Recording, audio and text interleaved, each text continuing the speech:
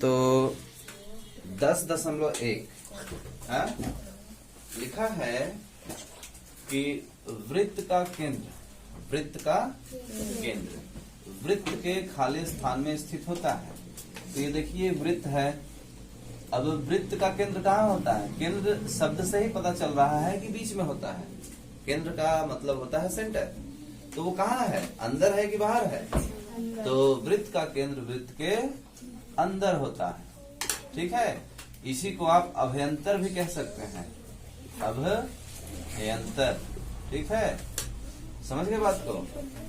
अगला समझिए, एक बिंदु किसी वृत्त के केंद्र से दूरी, एक बिंदु जिसकी वृत्त के केंद्र से दूरी त्रिज्या से अधिक हो, तो ध्यान से समझिए। आपको तो ये समझना पड़ेगा त्रिज्या क्या होती है। तो त्रिज्या ये होती है वृत्त के केंद्र से, इसको क्या कहेंगे हम? केंद्र कहेंगे। और ये जो है इसको क्या कहेंगे? परिधि। जो बॉर्डर होता है उसको क्या कहते हैं? परिधि कहते हैं। ठीक है, तो वृत्त का केंद्र है ना, और वृत्त की परिधि को मिलाने वाली रेखा जो है ना, ये आपका क्या कहलाता है? त्रिज्या कहलाता है। क्या कहलाता है? त्रिज्या। तो इसमें क्या कह रहा है? ध्यान से समझिए कि एक बिंदु जिसकी वृत्त के केंद्र से दूरी, वृत्त के केंद्र से दूरी, मान लीजिए यहाँ हम बिंदु लिख दिए। ये बिंदु दिख रहा है ना आपको? तो एक बिंदु जिसकी वृत्त के केंद्र से दूरी त्रिज्या से अधिक हो, यानी कि ये त्रिज्या है ना, इस त्रिज्या से अधिक हो वृत्त के खाली स्थान में स्थित होगा। तो वृत्त के कहाँ स्थित होगा? बाहर। वृत्त से कहाँ स्थित होगा? बाहर। या इसको क्या बोल सकते हैं? बहिर्भाग है ना, इसको बहिर्भाग भी कह सकते हैं। अगला देखिए, वृत्त की सबसे बड़ी जीवा। अब इसको समझने की कोशिश करिए। वृत्त है आपका, जीवा किसको कहते हैं? ये है जीवा किसको कहते हैं? ये सारी जीवाएं हैं। जीवा का मतलब क्या हुआ? जो वृत्त को दो भाग में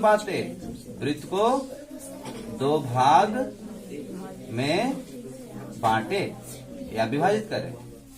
वृत्त को दो भाग में बांट दे। देखिए ध्यान से, ये लाइन जैसे ही खींचे हम, इधर वृत्त हो गया और थोड़ा सा इधर हो गया, दो भाग में बट गया। ठीक है, तो यहाँ क्वेश्चन कह रहा है कि वृत्त की सबसे बड़ी जीवा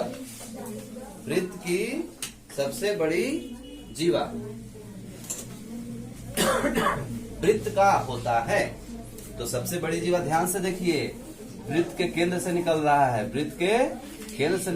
है, और इसको क्या कहते हैं हम? व्यास कहते हैं। क्या कहते हैं? व्यास। तो व्यास की है ना, व्यास के बारे में आप जानिए कि यह वृत्त के केंद्र से निकलता है।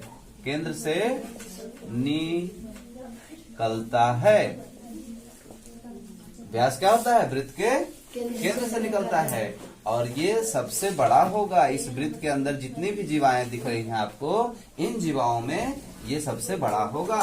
तो जब बोल रहा है कि वृत्त की सबसे बड़ी जीवा, वृत्त का क्या होता है? व्यास लिखा जाएगा, है ना। सबसे बड़ा जीवा कौन हो गया? व्यास ही ना हुआ। ठीक। अगला क्वेश्चन, एक चाप खाली स्थान होता है जब इसके सिरे एक व्यास के सिरे हो। तो ध्यान से समझिएगा, ये चाप है, ये क्या है?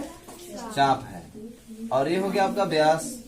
तो ये सिरा हुआ, ये क्या हुआ? सिरा। ये चाप है, तो चाप का सिरा क्या है? चाप का सिरा मतलब छोर, चाप का छोर, एक छोर और लास्ट वाला छोर, है ना।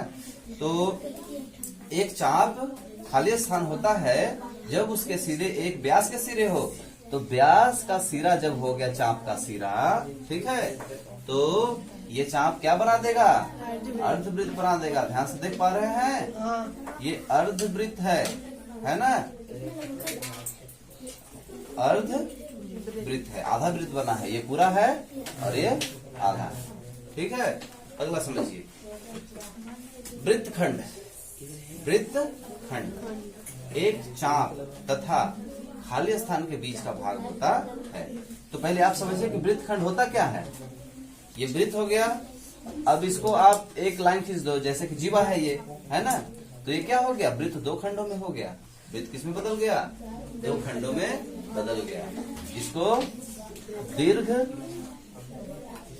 वृत्तखंड कहेंगे आप, और इसको लघु वृत्तखंड कहेंगे आप।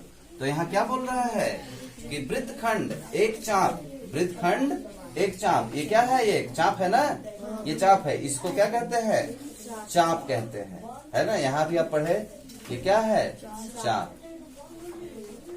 यहाँ से यहाँ तक ये क्या है, चाप। ये क्या है, चाप। इधर भी ये क्या है, चाप है। ये छोटा हो गया, ये बड़ा हो गया। ठीक है, तो वृत्तखंड एक चाप तथा खाली स्थान के बीच का भाग होता है। तो ये एक चाप हुआ, ठीक है, और ये क्या हुआ, जीवा हुआ। तो इसी के बीच के भाग को ना वृत्तखंड कह रहे हैं, लघु वृत्तखंड लिखे हैं, समझ गए। या इसको चाप मानिए आप, ये चाप है ना, और ये क्या है, जीवा है। तो इसी के बीच के भाग को हम क्या कह रहे हैं, दीर्घ वृत्तखंड कह रहे हैं। तो यहाँ क्या भराएगा, जीवा। क्या भराएगा, जीवा। तो चाप और जीवा के बीच का जो भाग ये दिख रहा है, इसको क्या कहते हैं हम, वृत्तखंड कहते हैं। ठीक है, अब अगला क्या है, एक वृत्त जिस तल पर स्थित होता है उसे खाली स्थान भागों में विभाजित करता है। तो वृत्त कितने भागों में विभाजित करता है, 3 भागों में विभाजित करता है।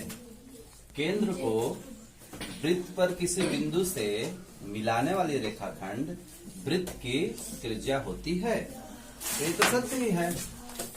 कैसे समझिएगा थोड़ा सा।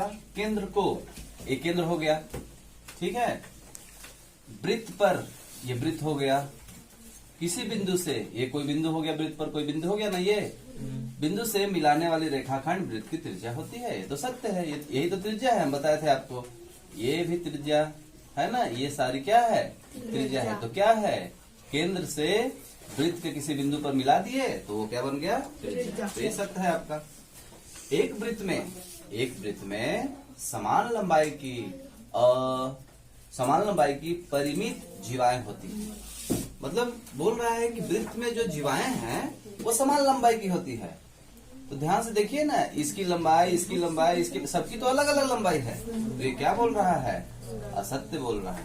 ठीक है, यदि एक वृत्त को 3 बराबर चापों में बांटा जाए, है ना, एक वृत्त मान लीजिए है ये, है ना, इसको 3 बराबर चापों में बांटते हैं।